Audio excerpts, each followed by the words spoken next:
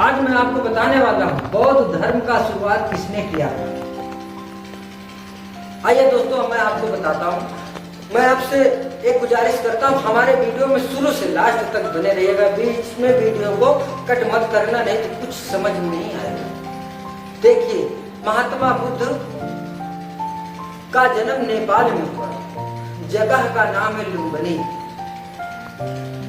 पिता का नाम उनके शुद्धोधन, माता का नाम महामाया।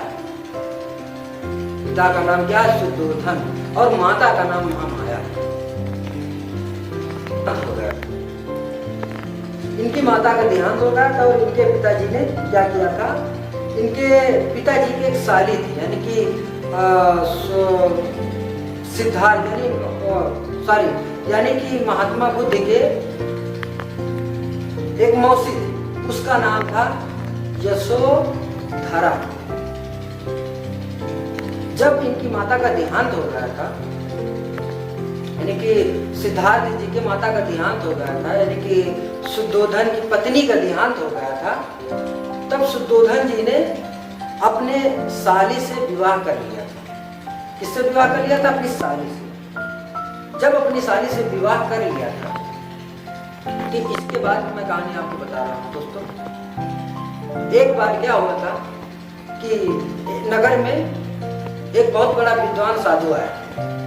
साधु से पूछा गया था कि, यानी सिद्धार्थ जी ने पूछा था, शुद्धोधन जी ने पूछा था कि देखिए महात्मा जी, हमारे बेटे के जीवन में क्या होगा। यानी अभी भी देखते होंगे कि बहुत बहुत बड़े विद्वान आते हैं, अगर उनसे हम कोई भी सवाल पूछते हैं अपने जीवन के विषय, तो पूरी राज खोल के रखते थे। उसी तरह उसने बताया। अब शुद्धोधन जी के मन में नाना प्रकार के विचार आने लगे। तब वो संकट में हो गए। जब संकट में हो गए थे कि साधु जी ने बताया कि हमारा बेटा बहुत बड़ा विद्वान होगा। जब उनको संकट इस बात की थी कि साधु जी ने यह बताया था कि तुम्हारा बेटा विद्वान होगा, हो जाता है आगे चल के ये तुम्हारा राजमहल भी छोड़ सकता है। इसलिए उनको टेंशन हो गया। जब टेंशन हो गया तो नगर में एक व्यक्ति था, आज भी है। मैं आपको बताना चाहता हूँ, जीवन में कभी भी अगर आपको बहुत भारी टेंशन हो जाए तो अकेले में रहो। अकेले में रह करके आप टेंशन फ्री कर सकते हो, या कोई म्यूजिक का सहारा ले लो, या तो अपने कोई अच्छे व्यक्ति के पास जाओ, उससे शेयर करो, तुम्हारा टेंशन 100% कुछ कम होगा।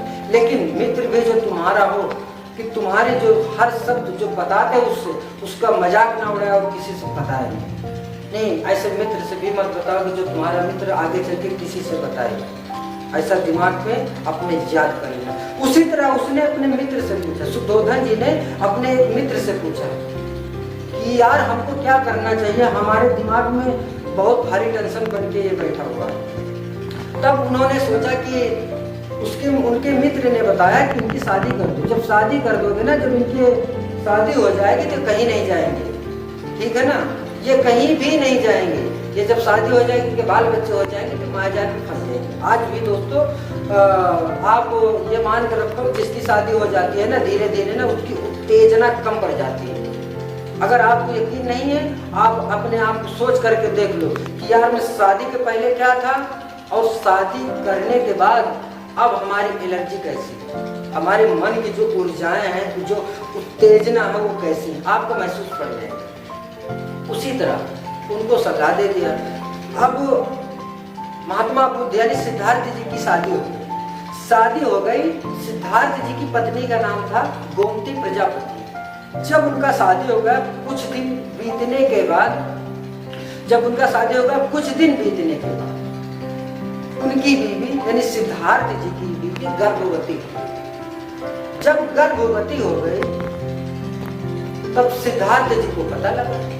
जब सिद्धार्थ जी को पता लगा तो यार भारी टेंशन हो गया कि अब मुझे लग रहा है कि मेरी बीवी गर्भवती भी हो गई। मुझे सुनाई में पड़ा, हमको संदेश में मिला। अब उनको टेंशन और उनके दिमाग में भी कुछ विचारधाराएं आ रही हैं। यार मुझे लाइफ में कुछ करना चाहिए। तब एक दिन उन्हें दिमाग में चढ़ाया और सोचा कि हमको नगर से बाहर घूमने जाना है। तब उसने अपने पिताजी से बोला कि पिताजी हमको नगर से बाहर घूमने जाना है। पिताजी ने बोला ठीक है बेटा, क्योंकि वो राजा थे, बहुत बड़े राजा थे। सुद्धोधन जी राजा थे, सिद्धार्थ जी भी राजा थे, यानी महात्मा बुद्ध जी राजा थे। पूरे नगर में ढिंढोरा पिटवा दिया कि आज मेरा बेटा बाहर जाएगा और सेवा सत्कार में कुछ कमी नहीं होना चाहिए, बढ़िया रथ में बैठा करके इनको पूरा नगर घूमेंगे। तो अब मैं आपको बताने वाला हूं कि सुद्धोधन के घोड़े का नाम था कंतक। सुद्धोधन के घोड़े का नाम था कंतक और जो घोड़ा हाँकता था उसका नाम था चन्ना। जब सुद्धोधन, चन्ना और घोड़े दोनों तीनों लोग निकले, घुड़सवार हुए, जब निकले तो चन्ना से पूछते हैं सुद्धोधन जी को, सॉरी महात्मा बुद्ध जी को यानी सिद्धार्थ जी को दिखाई पड़ता है एक वृद्धावस्था में बूढ़ा व्यक्ति। तो चन्ना से बोलते हैं चन्ना जी आप ये बताइए कि ये व्यक्ति कैसा है कि एकदम ऐसे ऐसे डगमगा रहा है, हिल रहा है। तो चन्ना जी ने बोला कि भैया ये वृद्धा अवस्था में हो चुका है, ये बूढ़ा हो चुका है। तो भी उनके दिमाग में कुछ आया नहीं, बोला अच्छा होगा, मतलब दिमाग में कुछ भी चढ़ाया नहीं, क्योंकि वो कहीं गए ही नहीं थे, अपने महल में रहते थे, कहीं गए ही नहीं थे, तो उनका क्या अभ्यास है। आज भी दोस्तों अगर बाहर नहीं निकलोगे, गांव में रहोगे तो बस गांव की बुद्धि आपको मिलेगी। अगर जब बाहर जाओगे, अच्छे लोगों के पास बैठोगे तो अच्छा विचार आपके अंदर एक्टिवेट होगा। उसी तरह जब उनसे पूछा तो उसने ऐसा बता दिया। फिर जब कुछ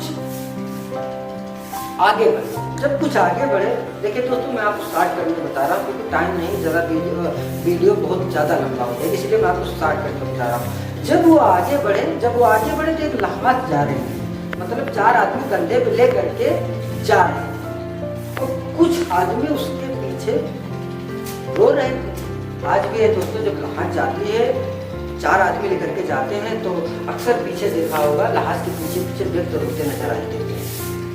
तो उसी तरह तो चन्ना से पूछा सिद्धार्थ जी ने कि चन्ना ये बताइए ये व्यक्ति तो लेटा हुआ और 4 आदमी इसको लेकर के जा रहे हैं, इसका मतलब क्या हुआ, मैं समझ में नहीं आ रहा, और कुछ आदमी रो भी रहे हैं। तो चन्ना जी ने बोला कि ये परलोक सिधार गए हैं, मतलब इनकी मृत्यु हो गई है, ये भगवान के पास चले गए हैं। तब उनके दिमाग में यानी कि घंटी जली, यानी दीपक जला, घंटी बजी, उनके मन में घंटी बजी तो यार, लेकिन तेजी से नहीं बजी, धीरे बजी, मतलब विचार आया लेकिन उतना इग्नोर नहीं, वो सॉरी ध्यान नहीं दिया। फिर उसके बाद आगे चल के जब गए, वृक्ष के नीचे एक बहुत बड़ा एक साधु था, वो एकदम शांति पूर्वक हाथ जोड़े शांत से बैठा था। तब चन्ना से पूछा गया, सिद्धार्थ जी ने पूछा यानी महात्मा बुद्ध जी ने पूछा कि चन्ना जी ये बताइए कि ये व्यक्ति क्यों शांत बैठा हो, हर व्यक्ति कोई हंस रहा, कोई बोल रहा, कोई खेल रहा, कोई कूद रहा, लेकिन ये व्यक्ति शांत क्यों बैठा है। तब चन्ना जी ने बोला कि देखिए स्वामी, ये साधु जी भगवान का नाम सुमिर रहे, शांत बैठे, साधना में लीन है, ये पूरी माया जाल छोड़ रखा है इन्होंने, मतलब पूरी माया जाल छोड़ रखा है, सिर्फ भगवान के नाम पर ये अपने आप को समर्पित कर दिया है और भगवान से डोर बांध रहे हैं, भगवान को सुन रहे हैं। तब उसके दिमाग में घंटी जली, वो सारी घंटी बजी, दीप बत्ती जली उनके दिमाग में कि वो व्यक्ति मर गया, ये व्यक्ति भगवान के नाम पे अपने आप को समर्पित कर रखा है, सीधा भगवान को बोल रखा है, यार हमको भी कुछ करना चाहिए। तब वहां से वो घर चला आया। जब घर आया, जब घर में आकर के उसने जब ठान लिया कि अब हमको बाहर जाना है, फिर उसने क्या हुआ कि वो एकांत में आकर के चुप्पे से सावधान होकर के विचार कर रहा है कि अब हमको कैसे चलना है। जब उसने ऐसा सोच रहा था, उसी पश्चात उनके पत्नी के यानी यशोधरा के बच्चा पैदा हुआ। जब बच्चा पैदा हुआ तो पूरे नगर में हलचल मच गया। जब हलचल मच गया पूरे नगर में, तो दौड़ी दौड़ी एक नौकरानी आई, उसमें हलचल में नौकरानी लोग सब बहुत घरे लोगों ने देखा होगा, जो नौकर लोग हैं वो ऐसे सिचुएशन में बहुत जल्दी संदेश बताने आते हैं कि किसी ने उसमें कुछ गिफ्ट मिलता है। उसी तरह वो नौकरानी दौड़ी को चली आई सिद्धार्थ जी के पास, बोलती है सिद्धार्थ भैया देखो ना तुम्हारे बच्चा पैदा हुआ है। तब सिद्धार्थ जी और टेंशन में, जब और टेंशन में हो गए तब सोच रहे हैं कि लो मैं कुछ सोच रहा था, हमारे बेटा पैदा होगा। तब उनके जुबान से एक शब्द निकला, राहुल। देखिए दोस्तों, उनके जुबान से एक शब्द निकला, राहुल। जब ये शब्द निकला तो वो नौकरानी ने सोचा बस सिद्धार्थ भैया ने बता दिया कि हमारे बेटे का नाम राहुल है। उसने सिद्धार्थ जी ने और दिमाग में, लो मैं क्या सोच रहा हूँ, इसके मतलब में अगर इसका नाम राहुल रख दिया। देखिए जिसकी जितनी बुद्धि होती है उस हिसाब से काम करता। वो वहां से झट से चली गई और उनके बेटे का नाम राहुल रखा। देखिए राहुल का मतलब रास्ते की, राहुल का मतलब वो रास्ता सोच रहे थे। फिर वो घर से निकले। जब वो घर से निकले, सब कुछ त्याग किया, जब घर से निकले थे अपने नगर से बाहर गए, तो लोग बात जब सुना कि महाराजा सिद्धार्थ यानी कि महात्मा बुद्ध जी बन चुके हैं, उनका महात्मा बुद्ध नाम पड़ गया था, तो वहां से निकले तो लोग बाग उनकी इज्जत के लिए कोई फूल ले लिया, कोई बढ़िया फूलों का हार ले लिया, कोई कीमती गहनों का हार ले लिया। अब उनको देने लगे दूसरे नगर में जबटे। तो वहीं पे एक वृद्धावस्था में बूढ़ी थी, वो आम खा रही थी। जब वो आम खा रही थी तो उसने क्या हुआ कि वो आम इतना पका था ना कि आम वृद्धावस्था के मतलब उस बुढ़ी के पूरे हाथों में लगा था, और आम मुंह में सब चारों तरफ लगा था, ढंग से लगा। जब ढंग से लगा था, लोग बात देख रहे हैं, वो भी साइड में चुप खड़ी है, वो भी अपने विचार से देख रहे हैं, सब देख रहे हैं। वो सोच रहे कि हम क्या करें। तो उसने आम ने देखा, ताव देखा, अपने मुंह का निवाला जो है आम दे दिया सिद्धार्थ जी। जब सिद्धार्थ जी को दे दिया, सिद्धार्थ जी ने सबका भी ले लिया, लेकिन जो वृद्ध बुढ़ी का जो आम था पका हुआ, उसको जाकर के दोनों हाथ से लिया और इतने प्यार से लिया, मुस्कुराते हुए लिया कि लोग बाहर चौंक गए और देखने लगे। और वो आम ने देखा, ताव देखा, उसको जो है स्वीकार करके खाने लगे। तब लोगों ने देखा कि यार ये क्या हो रहा है, कि ये हो क्या रहा है। सिद्धार्थ जी यानी वो सॉरी महात्मा बुद्ध जी इतने हार दिए, इसमें इतना प्रसन्न नहीं हो रही है, आधे आम में झूठे आम में प्रसन्न हो गए।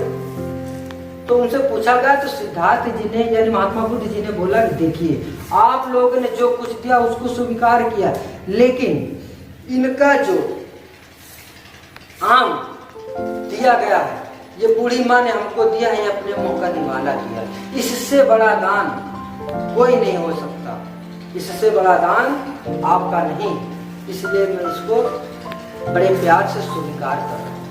तब ये वहां से निकल पड़े। जब ये वहां से निकले तो इन्होंने वीडियो बंद करो, चलो। जब ये वहां से निकले तो शिक्षा प्राप्त करने थी, तो इन्होंने अलार्कराम से शिक्षा लिया। कहां से लिया? अलार्कराम से शिक्षा लिया। और रुद्रकराम से योग दर्शन की शिक्षा लिया। कहां से? अलार्कराम से शिक्षा लिया और रुद्रक नाम से योगदान शिक्षा लिया। अलार्कराम से शिक्षा लिया, लेकिन अलार्कराम शिक्षा किसने लिखा था? इसका अलार्कराम का शिक्षा शाक दर्शक ने लिखा था। लेकिन सबसे ज्यादा प्रिय ये मानते थे किसको? रुद्रकराम। अक्सर आपने देखा होगा महात्मा बुद्ध को शांत जगह पर रहते हैं, तो इन्होंने सबसे प्रिय मानते थे रुद्रक। अब ये अपने मित्रों के साथ निकल पड़े। जब निकल पड़े तो ये नेपाल से छोड़ करके ये हमारे उत्तर प्रदेश है। उत्तर प्रदेश यूपी में सारनाथ में एक जगह है मृगदावन जंगल। कौन सा जंगल? मृगदावन जंगल, इसका नाम सारनाथ। अब ये सारनाथ में लगभग 6 साल है, वहां पे ये 6 साल है। अब दोस्तों सबसे बड़ी बात है, रुको, जब सारनाथ गए वहां पे लगभग ये 6 साल है। अब आप ये सोचते होंगे कि वहां तो रहे लेकिन किस जगह पे? देखिए सारनाथ जंगल था, सारनाथ जंगल था। सारनाथ जंगल में एक बहुत बड़ा बरगद का पेड़ था, विशाल पेड़ था वो। उस पेड़ के नीचे ये विराजमान था। जब ये उस पेड़ के नीचे विराजमान हो गए और वहीं पे पेड़ के जहां पे विराजमान थे वहीं के पास में एक नदी थी। नदी का नाम था फल्गु नदी। दोस्तों फल्गु नदी, और उसी नदी का दूसरा नाम है निरंजना नदी। जब ये वहां पे तपस्या करे तो इनको वैशाख पूर्णिमा के दिन ज्ञान पर्याप्त यानी सिद्धि पर्याप्त हो गई, इनको विद्या मिल गई। जब इनको विद्या मिली तब धीरे धीरे इनकी शरीर से रोशनी निकलने लगी। अब जब रोशनी निकलने लगी धीरे धीरे, तब जो इनके चेला लोग थे सब साथ में, तो अब ये वहां से ज्ञान बांटना चालू कर दिया। जब ये ज्ञान बांटना चालू कर दिया, धीरे धीरे उपदेश देना चालू कर दिया, उसी पश्चात इनको एक डाकू मिला। उसका नाम था अंगुली कटा। वो क्या करता था, किसी का भी पा जाता था ना तो उसकी अंगुली काट लेता था, उसका माला बना करके फट से यूं बढ़िया टांग लेता था। तो उनको मिला, बोला साधु किधर जाता है, लोग तुझे मुझसे डर नहीं लगता? तो महात्मा बुद्ध जी मुस्कुरा करके बोले, भाई ये बताओ मुझे आपसे किस बात का डर? डरो तो आप, क्योंकि आप चोर हो, आप दिन में तो निकल नहीं सकते। अगर आप दिन में निकल गए ना तो आपको मार मार के भरता बना दिया जाएगा। हम तो साधु हैं, हम कहीं भी जाए, रात को जाए दिन को जाए, मुझे कोई बात का डर नहीं। तब वहीं से वो चोर इनका एक प्यारा शिष्य बन गया। इनका मतलब जो है शिष्य बन गया। जब शिष्य बन गया धीरे धीरे यहीं से इनका नाम प्रचारित होने लगा। और ये इनका एक ही विचार था, एक ही शब्द बोलते थे कि अगर मैं आपको कोई भी बात बताता हूँ, उपदेश देता हूँ, अगर आपकी समझ में ना आए तो आप अपने आप को झांक करके दो। जब आप अपने आप को झांक करके दोगे तो आपको सब कुछ समझ में आ जाएगा कि मैं क्या चीज हूँ। दोस्तों अगर हमारा वीडियो आपको अच्छा लगे तो प्लीज लाइक शेयर और सब्सक्राइब कर देना। जय हिंद, जय भारत, जय बुद्ध देव की।